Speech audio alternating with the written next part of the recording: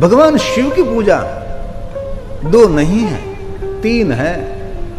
तीन क्यों नहीं?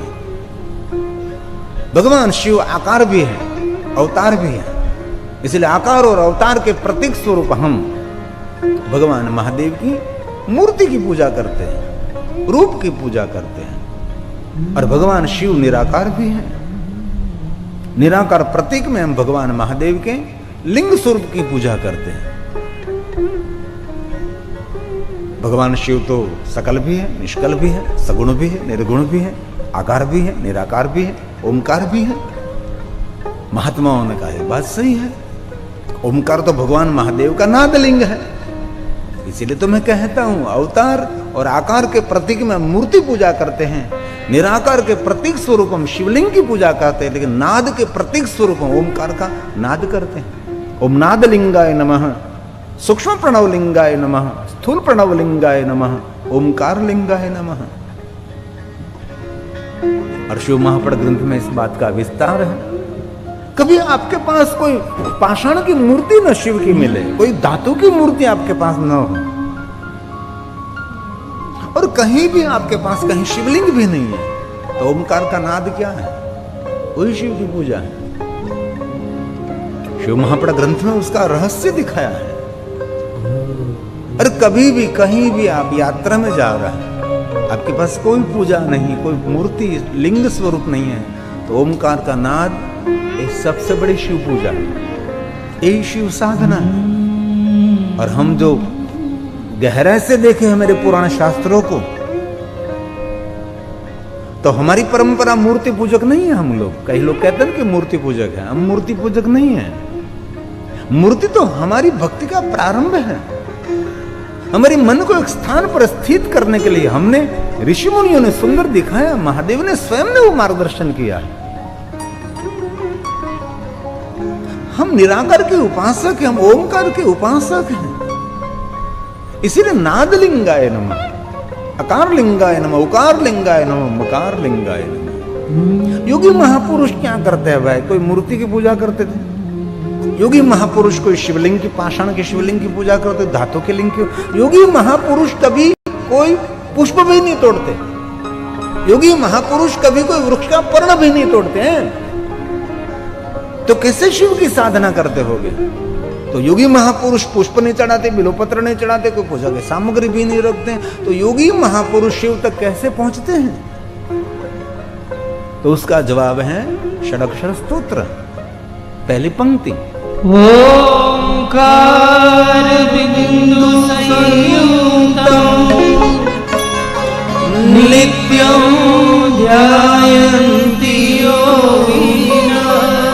नित्य ध्यान करते हैं, नित्य ध्यान करते हैं। और दुनिया में बहुत लोग ऐसे हैं, आपने भी बहुत पढ़ाई की होगी, ये हमारी मूल परंपरा है। और हमको भी कोई अनादर करेगा, आप लोग तो मूर्ति पूजक है। नहीं नहीं नहीं, मूर्ति तो हमारा द्वार है, हमारा प्रारंभ है। और ये बात श्री हरि विष्णु जी ने सभी देवताओं को समझाई थी कि देवताओं, आपका मन स्थिर करने के लिए मैं आपकी योग्यता के अनुसार शिवलिंग सबको देता हूं। और हम गौरव से कहते हैं सभी देवताओं के पास जो शिवलिंग है, ये सभी शिवलिंग विष्णु जी ने अपने करकमलों के द्वारा दिया है। और हम दूसरा गौरव करते कि सभी शिवलिंगों का निर्माण भगवान विश्वकर्मा जी ने किया है। जैसे जैसे भगवान विष्णु विश्वकर्मा जी को मार्गदर्शन देते गए, वैसे वैसे विश्वकर्मा जी ने शिवलिंग निर्माण किया, विष्णु भगवान को दिया। विष्णु भगवान ने स्वयं ने सभी देवताओं की योग्यता के अनुसार दिया। कुबेर की योग्यता थी तो उसको सुवर्ण का दिया। लेकिन भगवान विष्णु ने संपूर्ण शिव पूजा बताते बताते अंत में क्या कहा? विष्णु भगवान ने कह दिया कि देवताओं, ये प्रारंभ है, धीरे धीरे सब कुछ आपको छोड़ना है। जरूर मैं कहता हूं कि सामग्री चढ़ाओ, पूजा की सामग्री होनी चाहिए, पुष्प तोड़ना चाहिए, बिलोपत्र तोड़ना चाहिए, ये सब कुछ मैं आपको मार्गदर्शन करता हूं। लेकिन ये सभी उपाय हैं, अंत में तो आपको ही निराकार के प्रतीक ओमकार के और आपको प्रयाण करना है। भगवान विष्णु ने देवताओं को ऐसा नहीं कहा कि निरंतर जीवन पर्यंत आप लिंग की पूजा करते रहो। इसलिए हम कभी भी कोई मूर्ति पूजक से अनादर करे, अपमान करे, तो हम लोग मूर्ति पूजक नहीं है। हम निराकार के उपासक, निराकार के प्रतीक, हम ओमकार का नाद करते हैं, कामना को पूर्ण कर लेते हैं।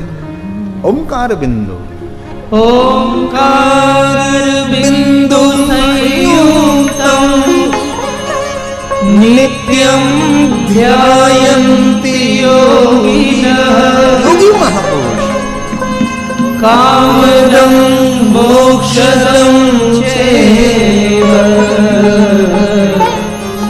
ओंकाराय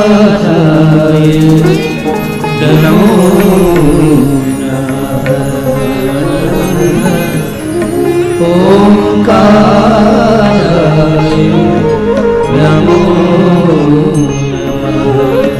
स्तोत्र उसका प्रमाण है। और कभी भी आपको कोई पूछे कि ये शिवलिंग की पूजा प्रथम किसने की होगी, कोई तो होगा जिन्होंने पहली बार, जिन्होंने प्रथम बार भगवान महादेव की लिंग स्वरूप की पूजा की होगी। उसका जवाब सीधा है, लिंगाष्टक की पहली पंक्ति। कभी कभी कई प्रश्न उठे कि ये शिवलिंग की पूजा पूरे विश्व में, पूरी पृथ्वी पर हो रही है, तो ये पहली पूजा करने वाला कौन है, वो किसने प्रथम बार पूजा की? तो उसका सीधा जवाब है, कहीं ढूंढने की, कहीं बड़े बड़े ग्रंथों की पढ़ने की जरूरत नहीं, पढ़ना चाहिए। किसने पहली बार पूजा की होगी महादेव के निराकार लिंग स्वरूप की पूजा? तो कहा है, ब्रह्मा मुरारी सुराचितलिंगम्। ब्रह्मा और मुरारी ने पहली बार महादेव की शिवलिंग की पूजा की, प्रथम बार। और प्रश्न उठेगा, पुष्प से पूजा की होगी, जल से पूजा की होगी, गंगा जल से, बहुत सारे पुष्प और पूजा की सामग्री से पूजा की होगी? नहीं। तो कैसे पूजा की होगी? तो लिंगाष्टक उसका प्रमाण है।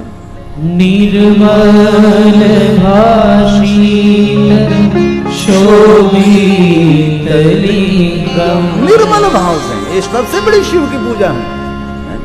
निर्मल भाव, मन में एक भी मल नहीं रहा, सभी मलिनता को दूर करके भगवान महादेव का आराधन किया। हमने तो बहुत बार कथा में कहा है, सबसे बड़ी शिव पूजा क्या है? जरूर बिल्वपत्र चढ़ाना चाहिए, पुष्प चढ़ाना चाहिए, मेरा कोई खंडन विरोध नहीं है। लेकिन शिव महापड़ ग्रंथ में गहरे से देखे, आचार्यों से जो सीखे, तो कहते हैं कि सबसे बड़ी शिव पूजा उसको कही जाती है।